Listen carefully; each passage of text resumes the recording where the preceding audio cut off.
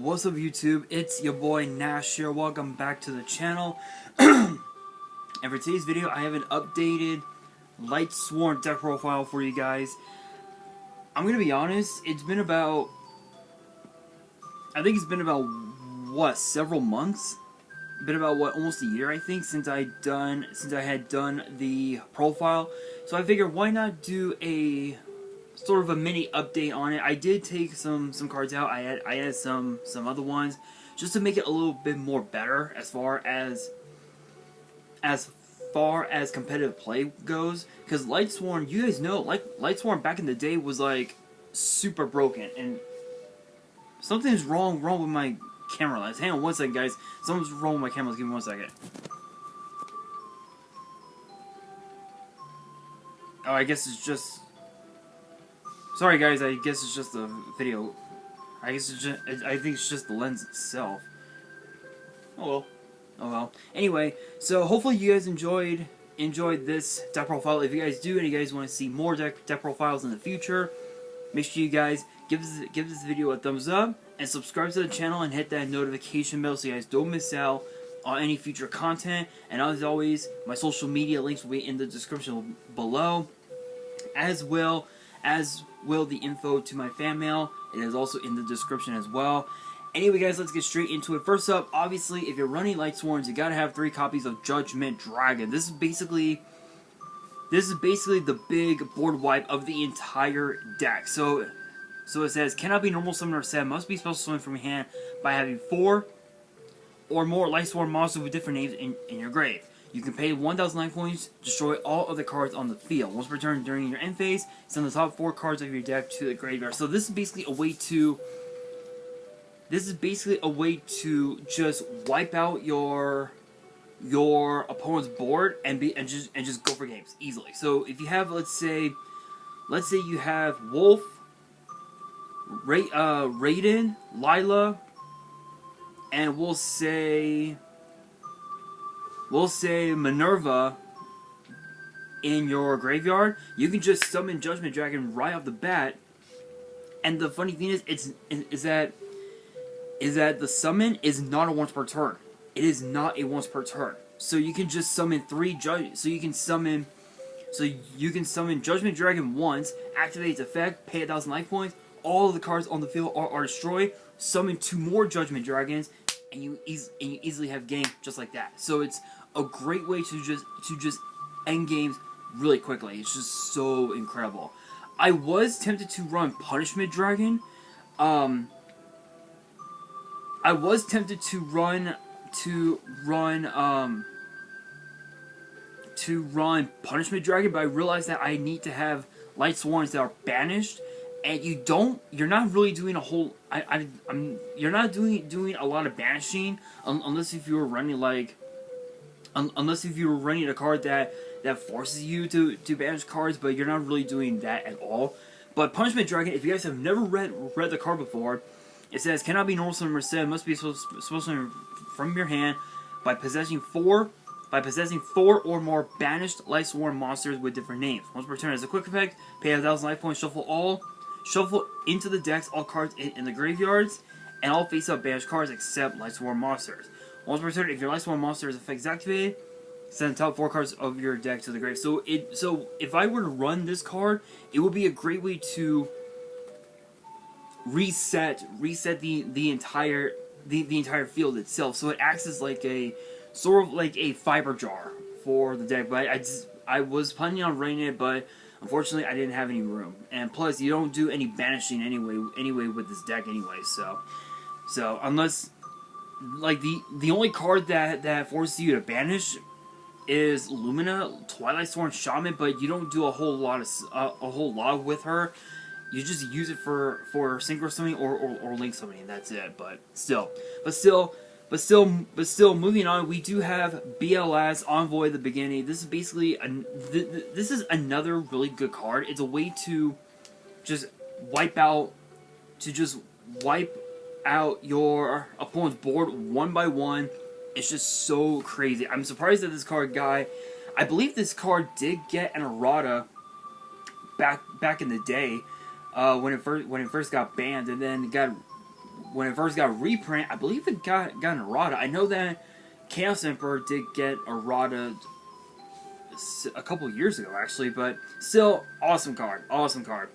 Next up, we have 3 copies of Wolf Lightsworn Beast. This is basically your brick of the deck. If you end up hard drawing like 2 or 3 of these, you're gonna have a tough time getting these into your graveyard because you need to keep these in your deck to use its effect. Because its effect reads, cannot be normal summon or set, must be special summon by a card effect. If this card is sent from your deck to the grave, special summon it. So it acts as sort of like the it acts as sort of like the Beige Vanguard of Dark World. So Beige's effect reads that when it's discarded by a card effect, whether it's yours or your opponent's, it gets resummoned to the field.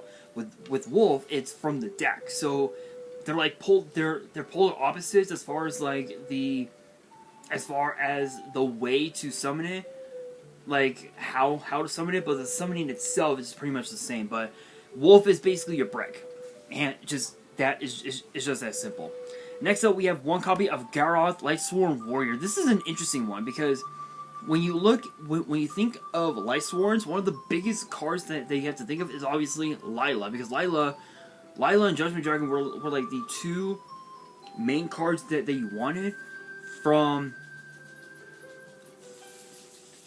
Light of Destruction, and if I remember correctly, both of these cards were, I believe, Ultra and Secret respectively, but also came as Ultimate Rare in the set. But Garroth is a really interesting card because it basically acts as sort of like an extender. So it reads, each time a card or cards is sent from your deck to the grave by the effect of a Lightsworn monster you control, except this card, send the top 2 cards of your deck to the grave, then draw 1 card for each Lightsworn monster sent to the grave by this effect.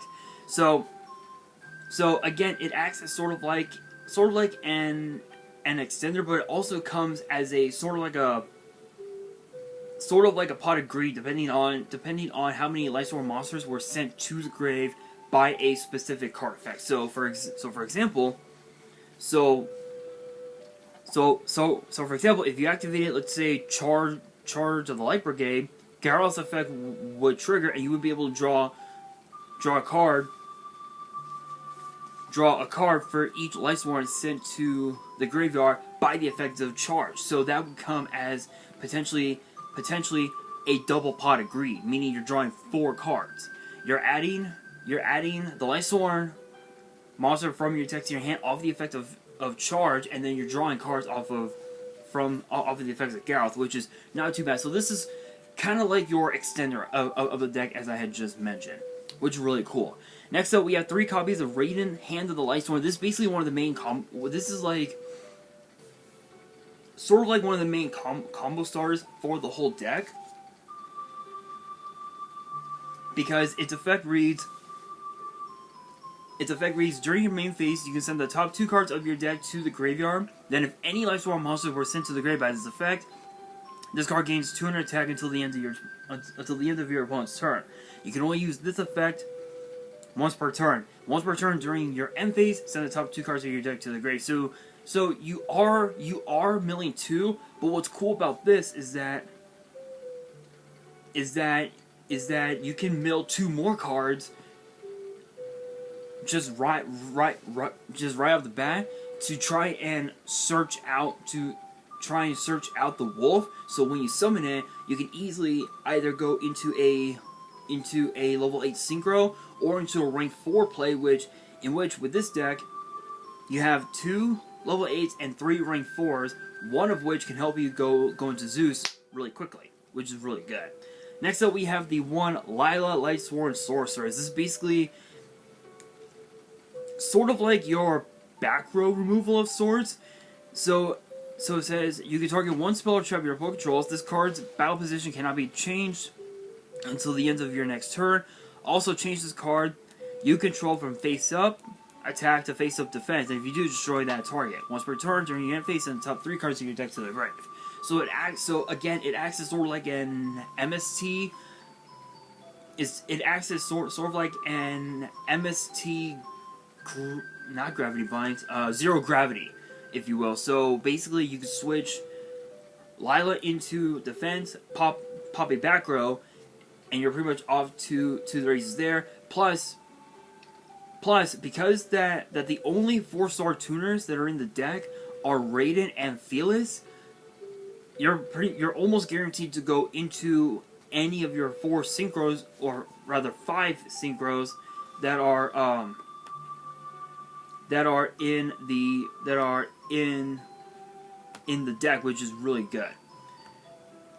Which is really, really cool. But speaking of Felix, we have 3 copies of Felix, Lightsworn Archer. This is basically another version of Wolf, where it has to be sent from the deck to the grave in order for it to be summoned. And what's cool about this is that its second effect reads, you contribute this card, then target one monster your opponent controls, destroy that target. So it acts as sort of like a trap hole, but you're mainly using the Felix to go into your synchro plays, or if you want to, you can go into your rank 4 plays, or go into your Link plays, which you can go into the Nightmare package, you can go into Curious, Soldier of Chaos. The possibilities are endless when it comes to Felix. Next up, we have 2 copies of Illumina Lightsworn Summoner. This is an interesting one. So, this is sort of like an additional an additional extender, sort of. So its effect reads, once per turn you can discard 1 card, then target 1 level 4 or lower Lightsworn monster in your grave, special summon it. So it acts as sort of like an extender by becoming a sort of like a monster reborn for the deck, which is really cool.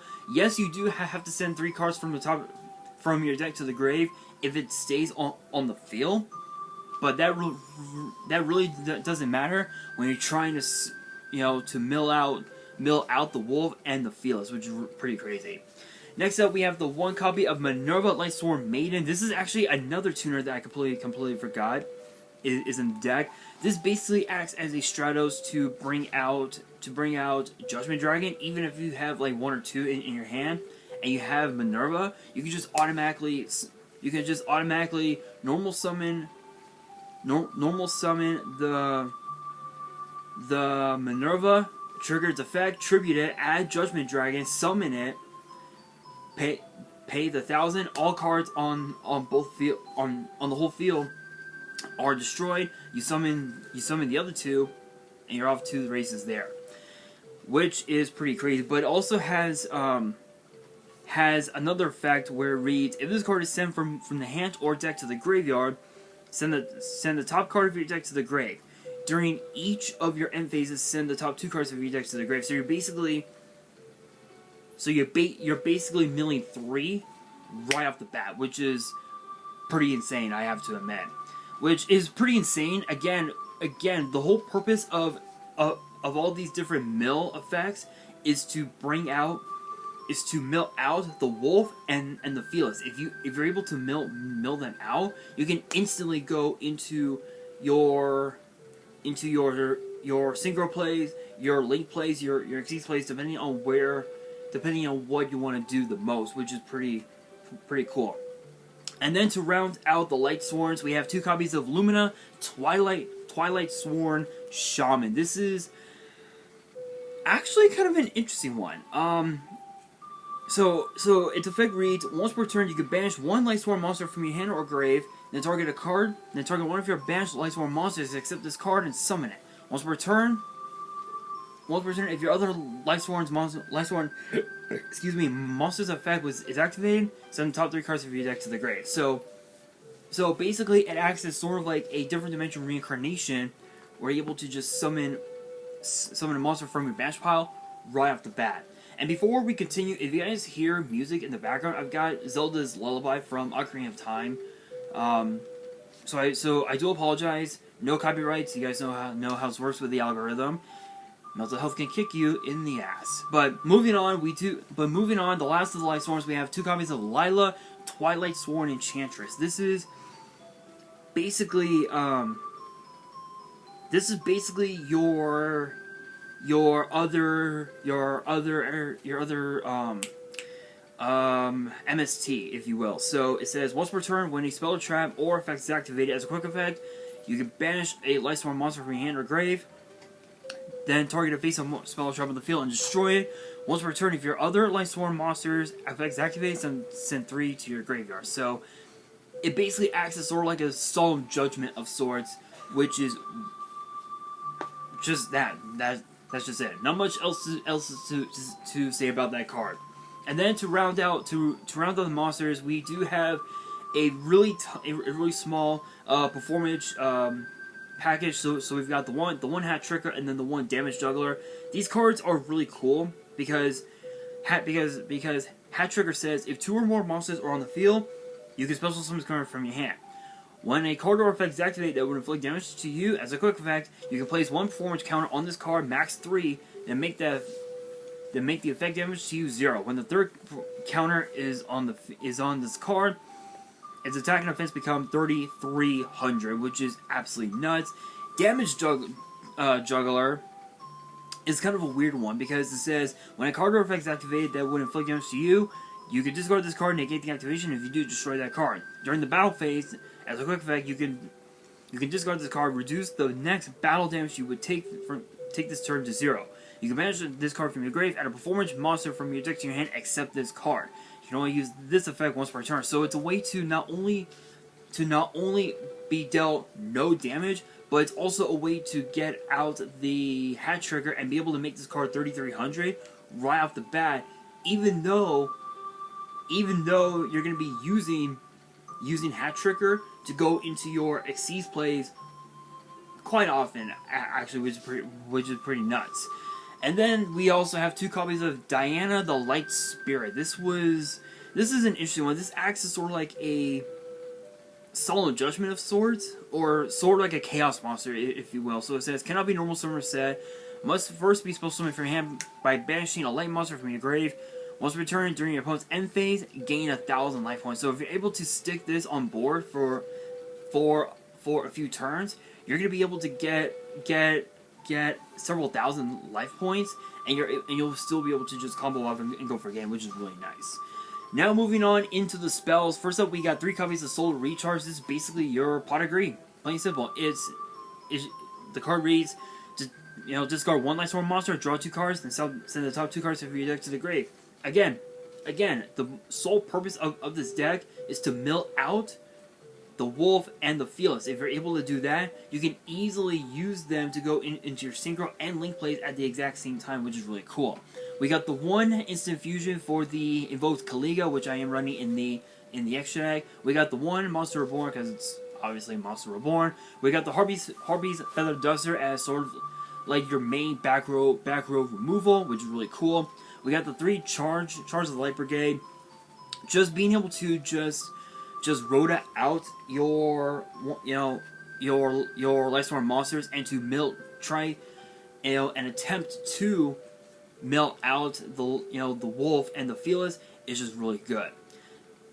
Now to round out the spells, we have 3 copies of Lightsworn Saber. I was originally running only 2, but I figured running 3 would be better. If you guys have never seen this card before, I believe this was released in Shining Darkness, if I remember correctly. Either Shining Dark or maybe Light of Destruction. I'm trying to think. Hang on. I think it was Shining Darkness. I could be wrong, but its effect reads: equip only to a Lightsworn monster. It gains 700 attack. When this card is sent from your deck to the graveyard, you can target a Lightsworn monster you control. Equip this card to that target. So you want to try and use the mill effects of Maiden and Garroth to try to mill out the Wolf, the Felix, and the Saber in order to just completely just blow your opponent away, which is absolutely insane. And then to round out the spells, we got 2 copies of Ancient Forest. Now you guys are probably wondering, why this card? Because its effect reads, when you activate this card, change any defense position monsters to face-up attack position. Flip effects are not activated at this time. If a monster attacks, destroy it at the end of that turn's battle phase. So this is a way to force your opponent to attack and it gets destroyed automatically. So it acts as sort of like a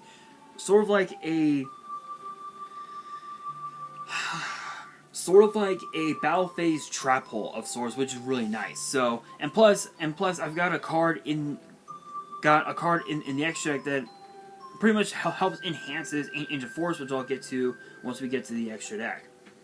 Next up for the for the traps, there's only 5 in the main.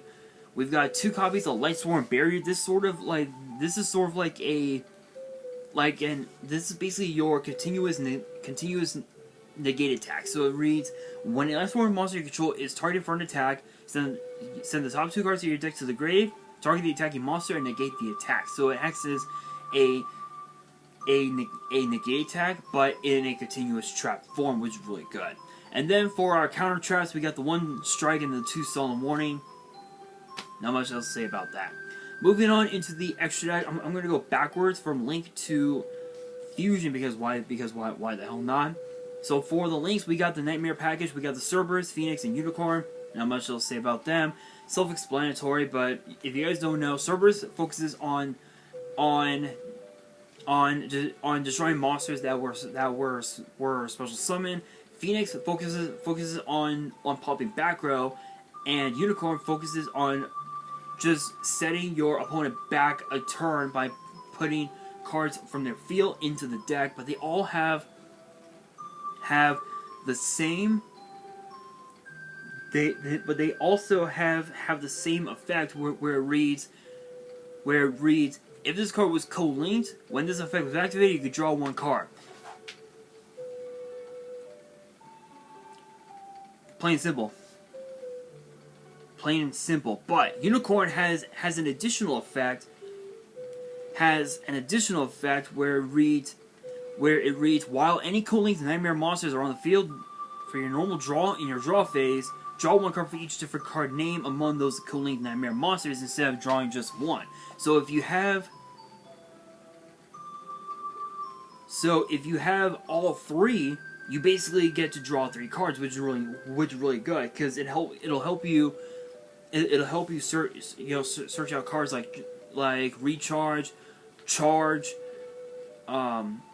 your Illumina to be able to just mill out the Wolf, the Felix, and the Saber, which is really nice. We got the 1 Curious, because Curious is yet another extender for the deck, because its effect reads, if this face-up card is destroyed by battle or leaves the field because of an opponent's card effect while its owner controls it, you can target a card in your grave, add it to your hand. You can only use each of the following effects once per turn. If this card is linked summoned, you can send a card from your deck to the grave. If a card or cards is sent from your deck to the grave by an effect, send the top 3 cards of your deck to the grave. Again, milling out the Wolf, Felix, and the Saber is the main goal for this deck, because with Wolf you want to try and summon it, and it's a 2100 beat stick. Felix is a tuner, so you can easily go into your synchro plays, and then Saber just pretty much enhances the attack of any Lightsworn monster that it equips to, which is really cool. Then of course we have the Blackluster Soldier of Chaos. I swear, looking at this card, I feel like it should have just been Blackluster Soldier of Chaos, which would have made more sense. But this card is pretty much self-explanatory. It's basically Blackluster Soldier Envoy at the beginning, but on steroids. Not much else to say about that. For the rank 4 monsters, we got the Abyss Dweller, the 1 Minerva, the Exalted Lightsworn Minerva, and of course the Time Thief Redoer. But with Redoer, what happens if you have enough materials on it? Answer, you make Zeus. Plain simple. Not much else to say about that. And then for the synchros, we got 2 copies of Ancient Pixie Dragon. This card is actually not too bad. It's not too bad. So its effect reads, after resolving a field spell that was activated during your turn, draw 1 card. You can only use this effect once per turn. Once per turn, you can target a face-up attack position monster on the field, destroy that target. There must be a face-up field spell on the field to activate and resolve this effect. So not only is this this is basically an Ancient Fairy Dragon on steroids. So, with Fairy Dragon, I'll read off Ancient Fairy Dragon's effect, so you guys know how broken Fairy Dragon was and why it got banned, even though it's a Signer Dragon. So it reads, once per turn, you can special summon a level 4 or lower monster from your hand. You cannot conduct your battle phase until you activate its effect. Once per turn, you can destroy as many field spells on the field as possible. If you do, gain 1,000 life points, then you can add a field spell from your deck to your hand. It's because of the special summoning effect that made Fairy Dragon banned, which is pretty stupid. But again, with this card, being able to just pop monsters right off the bat, not too bad. Then of course we got the one Michael, the Arc Lightsworn. This card is unique, I will say. So it reads, once per turn you can pay 1,000 life points, target a card on the field, and banish it. When this card is destroyed, you can target any number of other Lightsworn monsters in your grave, shuffle them into the deck, and if you do, gain 300 life points for each return card. Once per turn, during your end phase, send the top 3 cards of your deck to the graveyard. So, again, being able to just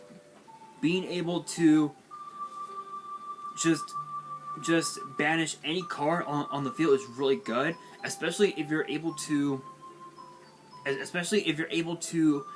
out cards like Ash Blossom and whatnot. This card can really do it justice. But speaking of banished cards, we got the one Side-Friendly Lord Omega. Not much else to say about that. And then of course we got the Chaos Ruler, the Chaotic Magical Dragon. This card is basically your Stratos for the deck of sorts. So or I guess rather your pot of duality. So basically with Chaos Ruler you get to mill 5 from the top of your deck. You get to add among those 5, you get to add 1 light or dark monster to your hand, and send the rest to the graveyard, which is really cool. Not only that, but when it's destroyed, when this card is in the graveyard, you can banish a light and a dark to just summon it. Easy. It's easy, but it does get banished when it leaves the field, unfortunately. But you want to try and you want to try and not get it banished, because if you do, it's gonna ruin your whole it's gonna ruin all of your plays, unless if you summon the Omega. If you summon the Omega and Chaos Ruler gets banished, Omega will be able to just put it back into your extra deck so you can use its effect again, which is really nice. And then of course we got the one Invoked Canoga as the instant fusion target to help go into your Xyz plays, or even your synchro plays if you want to.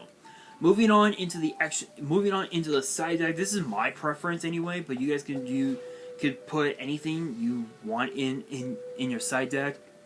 So for my side deck, I've got 2 Ash Blossom, 2 Ghost Spell, 1 Decode Talker as a way, just in case if let's say as an example, the Abyss Dweller doesn't work out, you can side out the Dweller for the Decode Talker, because it acts as sort of like your big disruption, if you will, was really cool. We got the triple Cosmic Cyclone. We got the double Breakthrough skill as like your trap hole of sorts. We got the 2 Gozen Match, which is pretty decent. 2 Zing Zang Hu as a way to force your opponent to use up their back row, because if they can't use their back row, they're pretty much just fucked. And then a second Solemn Strike. So all in all, the deck is not too bad. This is just my preference anyway on the side deck. But hopefully you guys enjoyed this deck profile. If you guys did, make sure you guys smash that thumbs up button. If you guys are new to the channel and you guys want to see more deck profiles in the future, make sure you guys subscribe to the channel and hit that notification bell so you guys don't miss out on any new content that comes your way. And as always, make sure you guys follow me on Twitter and on Instagram. All the links will be in the description below. And if you guys have any fan mail you guys want to send me, you guys want me to open it up on the channel, all the info will be in the description as well. And as always, I will be posting the deck on Instagram, so make sure you guys follow me there. Again, link is in the description. And on that, this is your boy Nash, signing out.